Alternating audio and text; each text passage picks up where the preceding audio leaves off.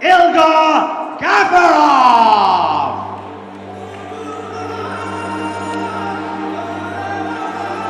You're watching Georgian Fighting Championship 14. Next up we have a professional bantamweight contest. This is the co-main event of the evening.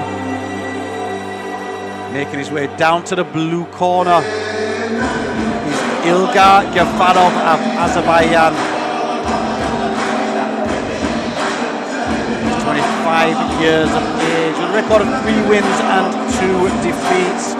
Made his debut back in November 2020. He actually lost that first contest by triangle choke. However, his return, he won by triangle choke in the very first round.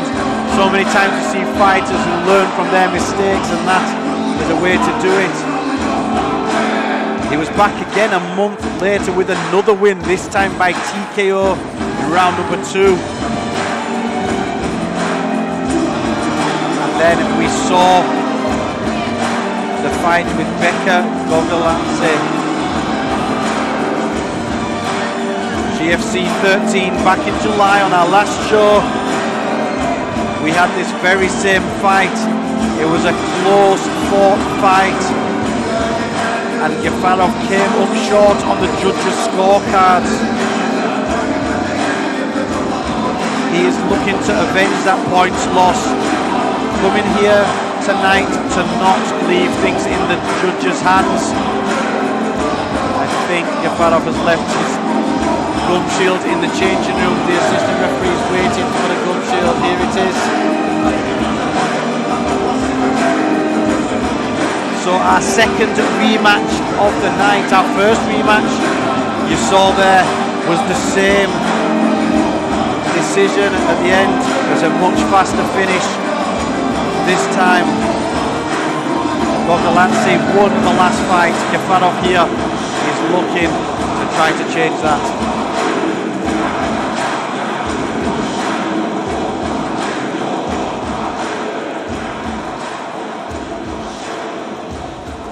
And ladies and gentlemen, welcome his opponent to the red corner, Beka Gogaladze.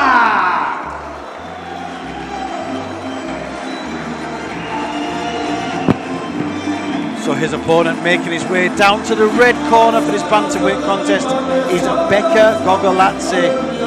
Gogaladze is also 25 years of age. He has a record of 6 wins and 1 defeat. Fighting out of right here in Tbilisi, Georgia. An M1 veteran who made his debut back in September 2013.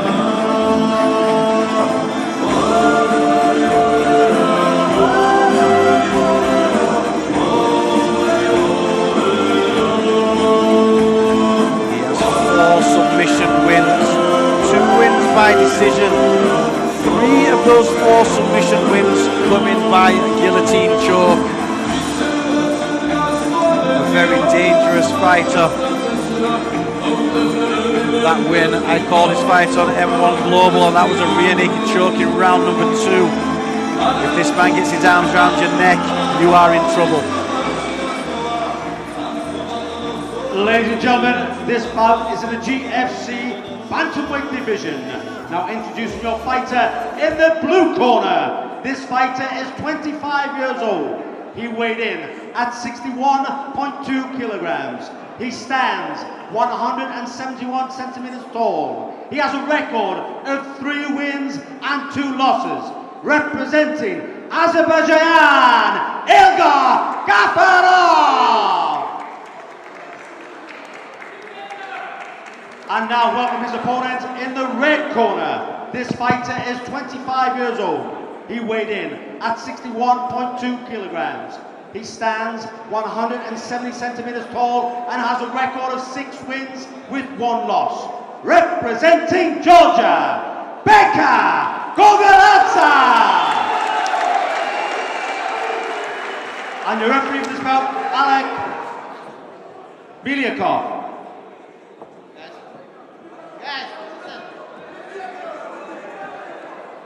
Okay, guys, know the rule. Protect yourself all the time. When I stop, you stop. GFC 14. This is a flyweight professional contest. We have Ilgar in the blue corner, Beka in the red. This is a rematch from our last event, and we know with rematches where there was the discrepancy on the points, neither one of these guys is going to want to leave it to the judges. Yeah, hopefully there's going to be fireworks in this one. We've just had a barnstormer of a fight. Oh, big swinging left hand. Beka just moves out the way as if to say good try. Ilgar with a better reach here. They've not wasted any time getting to the action. Oh, again. He likes that swinging left hook, does Ilgar. Yeah, fighting out the southpaw stance, throwing the shots from very far out. Well, the left, I was just going to say it. The left stance is a good back leg kick to the liver. Yeah, it certainly is. There was nice pressure, though, coming forward, I felt there from Beka.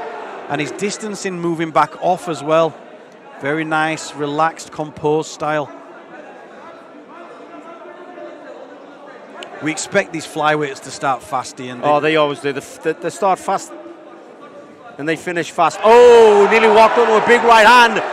Going to go for a trip. There we go. That was a nice catch of the kick and then the takedown into the full guard. Yeah, you could read it immediately. Once you catch a leg like that, go for the trip.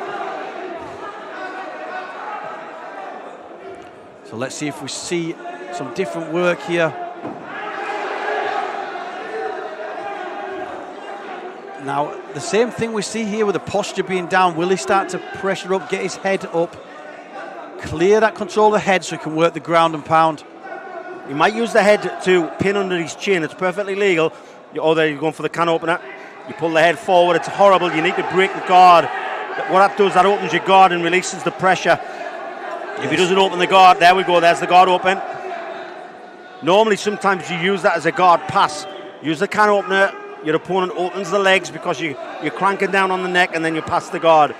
One of the techniques that distinguishes amateur MMA from professional MMA is that can opener. Yep. Pressure on the neck, not allowed in the amateurs because it is very dangerous. Yeah, neck crank, spine locks, neck cranks, heel hooks, not allowed in amateurs. So here we have Beka on top position. He's mixing things up well from inside. He's not really working the strikes, but we've seen that can opener already. And then pushing now the forearm, that crossface into the underneath. Just making it ugly, Ian. You know, you make it ugly. You use your head. You can't headbutt, but you use your head underneath the chin. You push them against the cage, rough it up, make it as horrible as you can for them. Get that forearm across the face. Dig your elbow in the face without striking hard with it. It's all horrible. And then once they realise that, you know, you don't like the pressure, they move the head out the way, which then opens up for nice ground and pound. Well, Ilgar thought he won the first fight, Ian, but at the moment, Beka is giving him no opportunity to win this. This has been one-sided. Yeah, it's obviously just down to the wrestling. The Georgian guy, Beka, the wrestling's been superior. You're seeing when he got that leg, how he did the inside trip and takedown. And it's just good dominance from the guard position right now.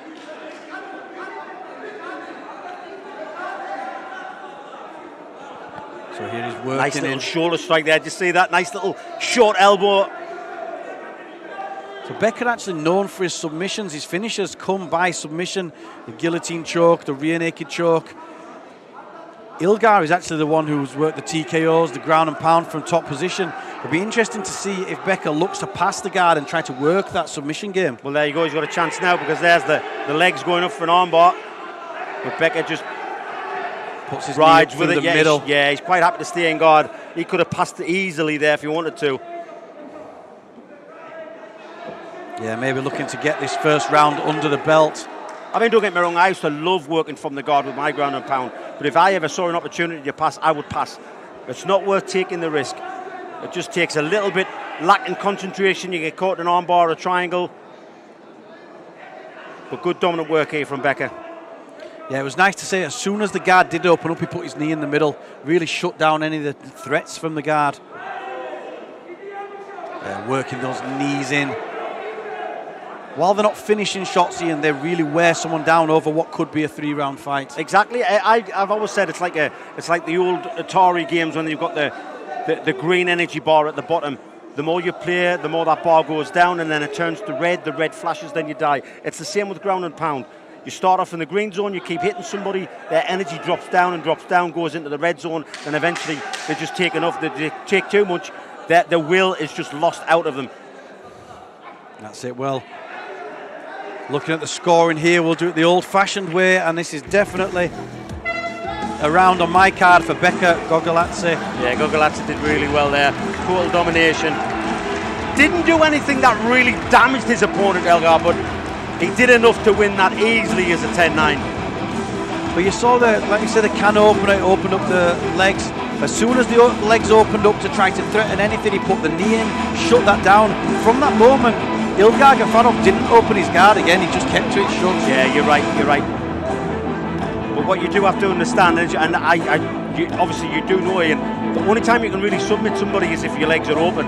You know, I mean, you can kind of sit up and get a Kimura from there, but it's very hard to do, especially when you're at this level. When you open the guard, that's when a submission's going to come. Yeah, so I think that was good work from Beka Gogaladze to, as soon as the guard opened, put his knee and elbow in, just shut down the threat. So he has no worry. If that guard's going to be closed, he's got no worry.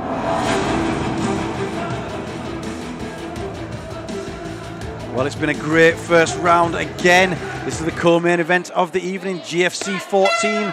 Ilgar in the blue and Beka in the red. Ahead on our cards. Let's see if we see more of that good classic wrestling. Well, you can see Beka looking down at his feet, not his own feet, looking at his opponent's feet. I think he's faking a shot so he can come over the top with a punch. The Georgians really known for the wrestling, Ian. That's what we saw. Oh, nice. Beautiful body kick. As you say, if the body kick comes back from Ilgar, it's actually to that liver.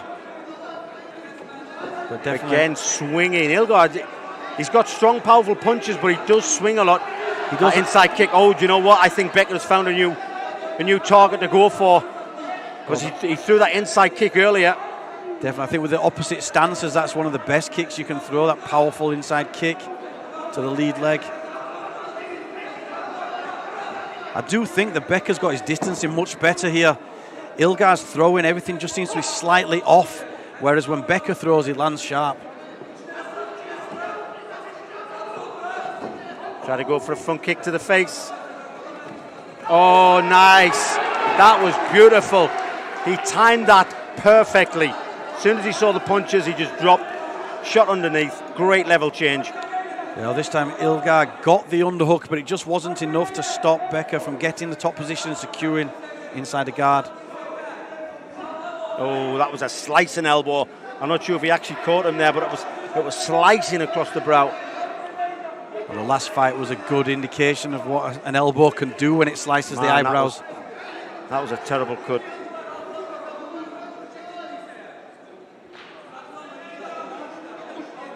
Again, Ilgar just trying to hold on. Miliakov did stand up. A few of the fighters who were holding on like that said it was lack of action. Stood them back to the feet. So maybe Ilgar has seen that and thought, right, I'm going to try that myself. I'm going to hold on.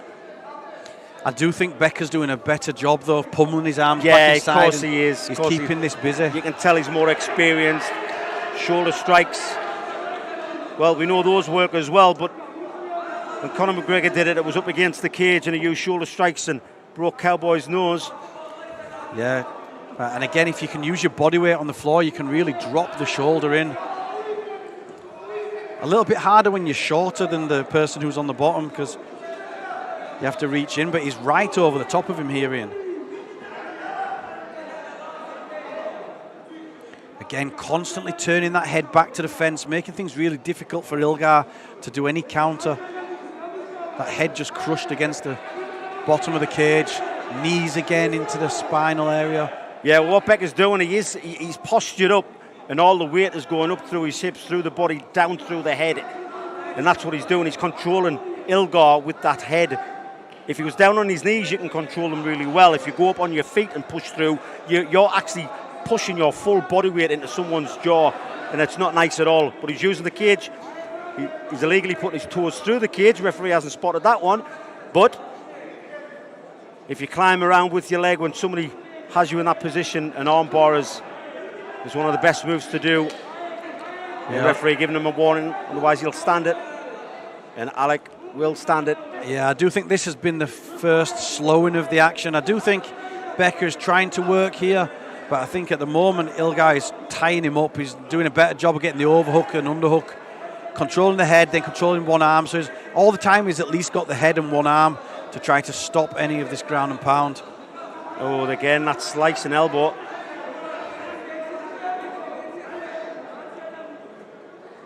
Well, both fighters getting great advice from their corner men. 50 seconds to go in the second round, and I'm sure Beka will be quite happy to stay here, totally dominating this round. Yeah, just pulling away on points. So far, there's nothing really that Ilgar has put together as an attack. It's all been defense. He's defended the takedowns.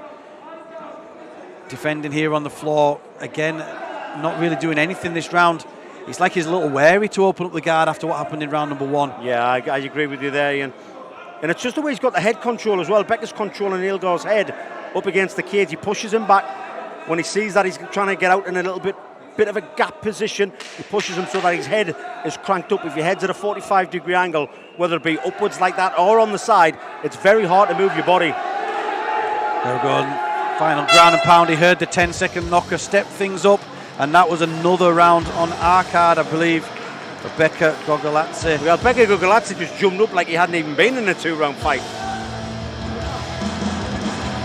See frustration there on the face of Ilgar Gafarov. If we have another round like that, Ian, he cannot argue the judge's decision, so he needs to come out and do something special. Yeah, he's got to be ready for that takedown, because that's what's going to happen. If I was in the corner of Beka Gogaladze, I'd be saying, just do exactly the same.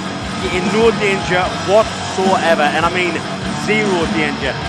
But what's the problem with taking your opponent down, put him against the cage, win the fight? Take no risks, just do what you're doing, you're winning the fight. But on the other hand, Ilgar has to pull out something spectacular right now.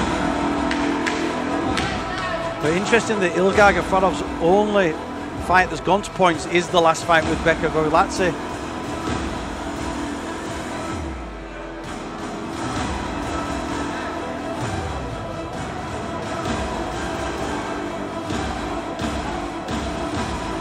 So here we go. GFC 14, third and final round. We have Ilgar in the blue, Beka in the red. We have Beka 2 rounds up. Ilgar's looking over at his opponent. Beka's just bouncing like it's the start of the fight. That's got to be a little... Oh, look at that again. Timed it beautifully. He's going to pick him up and slam him here. Lovely level change there again, Ian. Right behind the knees. 4 minutes, 45 seconds of ground and pound, I believe we're going to have here. It'd be nice to see if Beka pushes for a finish here. Ilgar's just grabbing the head there. If he grabs a wrist, then I'll be happy, because that means he's going to work for the triangle. But if he just grabs the head and gets an underhook, then I'm not going to be so happy. Yeah, well, at the moment, I'm happy because Beka's go. passing guard. He's looking for the back. Oh, he's got it. Has he got it? Oh, that looks pretty tight from here. I think the chin's in, but that'll still make him tap. I said no, he's happy. He's happy for now. It's going to sink in. He's going out. He's going out. He is. That's tight. He taps. Wow. I said as he walked out, you don't want this guy around your neck, and that is what I was talking about. But to be honest, Ian, Ilgar, he had no choice but to try and stand up like that. If he was stuck on his back, he would have been there for another 5 minutes or 4 minutes 45 as we timed it. But he had to do something, and at least he tried. He tried to get to his knees. He tried to get back to his feet, but unfortunately, he paid the price.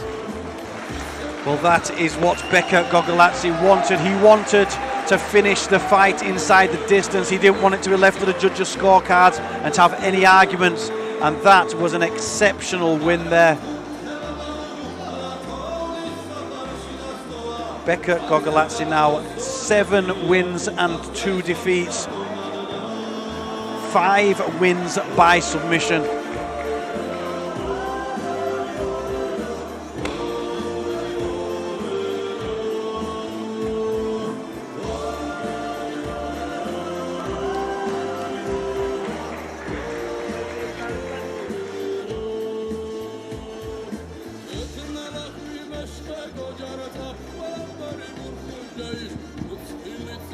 Ladies and gentlemen, After 55 seconds of the third round, we have a winner due to tap out to rear naked choke. Beka Gogaladze! There you go, the official decision. Your winner by rear naked choke in just 55 seconds of round number 3 is Beka Gogaladze. Let's have a replay of what was a fantastic contest. The first fight so even, but the second fight, I believe the game plan was so good here for Gogaladze. The takedowns, he got the clinch, then he takes the back, his arms around the neck. As I said, in the walk down, if he gets around your neck, it's over, and that is exactly what happens. You can see him in the cage. He's watching the replay of that finish, and we're going to hear a few words from him with my partner Ian the Machine Freeman.